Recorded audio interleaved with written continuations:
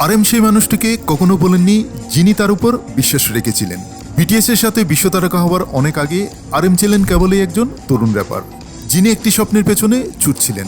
একটি হতাশাজনক অডিশনের পর তিনি প্রায় পুরোপুরি সঙ্গীত ছেড়ে দিয়েছিলেন, কিন্তু র্যাপার স্লিপি তার মধ্যে বিশেষ কিছু দেখেছিলেন এবং তাকে ব্যাংক পিডির সাথে পরিচয় করিয়ে দিতে সাহায্য করেছিলেন। এটি এমন একটি সুযোগ যা অবশেষে আরএমের জীবনকে চিরতরে বদলে দেবে।